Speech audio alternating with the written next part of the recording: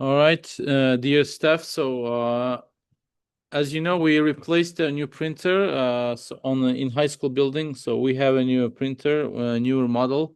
But unfortunately, due to some settings change, we had to assign a new IP. And then, considering that you all have it installed on your computer, we assigned it the same IP you used to have, hoping that you would be able to print. But unfortunately, I think you're running into trouble. So I just want to show you, make a suggestion how to fix those problems. So first thing first, what I can suggest is please remove the printer you have installed. So just go on here, go on settings on your Mac, and then scroll down and click on printer. If you have your printer installed, just delete it. I don't have it since I'm in middle school building, but let's say I want to get this is your let's say per se this is your high school printer. Okay, so what you want to do is you want to click on here and then you remove the printer and then you just delete it. All right, because we're going to add it from scratch. Okay, so after you remove the printer, now we're going to add it again. Same configuration, just due to some technical details which I'm not going to go into, you're not able to print. So this is what we're going to do again. After you remove your printer, you're going to click on add printer, and then we are going to do it through putting the actual IP address of your printer. So your IP address is 192.168.0.14. Okay, it's gonna be just here. Change the name. You can make it high school teachers printer or whatever a name is convenient for you. And then on here you want to do auto select. When you do auto select, it's gonna look for its drivers on a network. This is the model. Okay, B9100. That's the model we have now. You're gonna click on add, and that's gonna add you the printer. So after you add the printer, we do the same settings we did before. We're gonna go to any test page. We wanna just print the test page. Let's say I wanna print docs.new. Let's say I'm printing a page from Google Docs.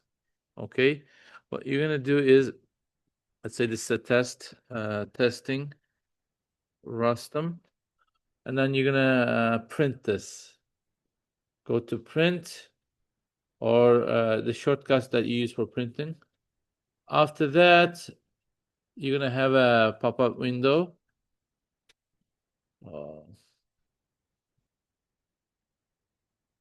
Let's see, it's not popping up.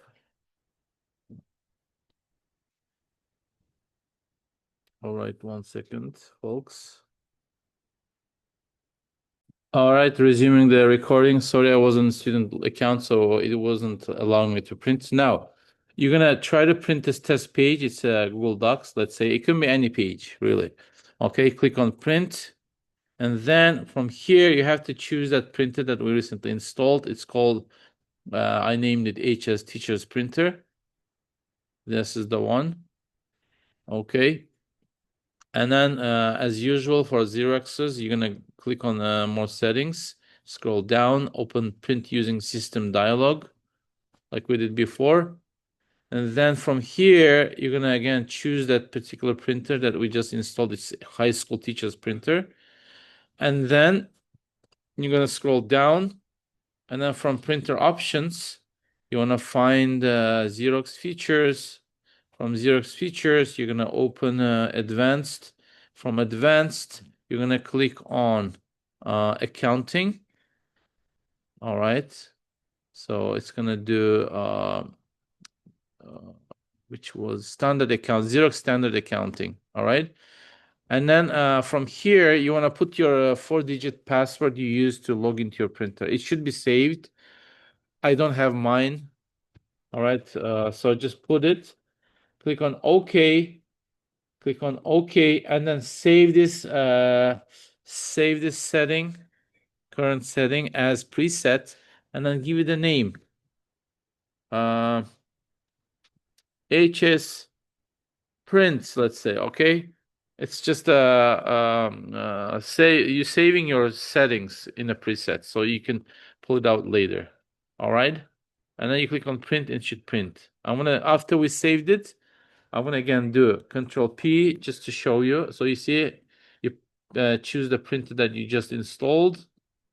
And then when you go to System Dialog, from here you can pick the same printer, and then under preset you should have that setting.